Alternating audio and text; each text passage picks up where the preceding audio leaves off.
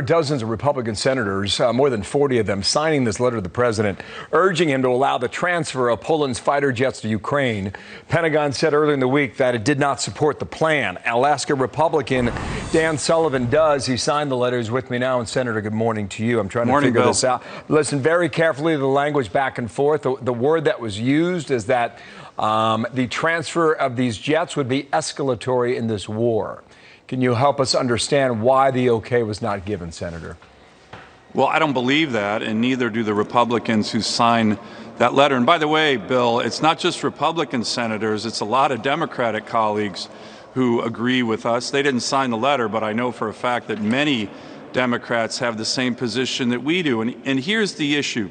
President Zelensky requested these MiGs in a Zoom call with a number of us over the weekend. Now, I do not support an American-led no-fly zone, but I do support the Ukrainians' ability to create their own no-fly zone. And they can do that with a variety of weapon systems, whether it's Stingers or surface-to-air missiles or MiGs. And I think that it's very important we allow them the capability to do that. That's what he requested. The administration's logic is kind of at war with itself. They're actually saying, well, the MiGs are not that lethal, they're not that effective, but they're provocative.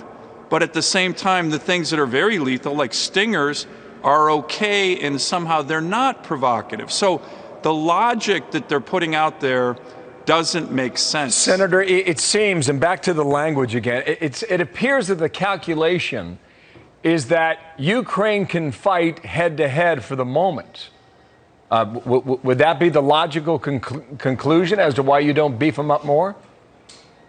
Well, but again, I think there's very strong bipartisan support, Bill. Let them fight. I mean, we're seeing this incredible courage on the battlefield among the Ukrainian citizens, but we should be providing them as much lethal aid to do that fight as possible. You know, the other issue that that is coming out in the administration's talking points, and I would agree they're conflicting talking points depending on who's talking in the administration, is that somehow this is escalatory with regard to Putin. And the broader picture here is this.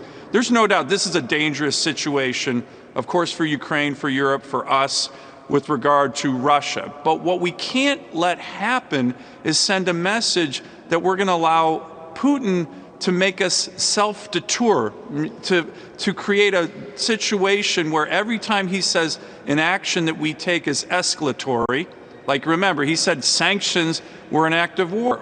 Well, he is rattling sabers, and we can't allow that to not take action. Okay. You know, strength is not provocative, and I think the administration needs to learn that. Senator, we're told they still have dozens of fighter jets and they're still flying, so that has to be mixed into this argument as well. I think what you're driving at there is where is our red lines, right?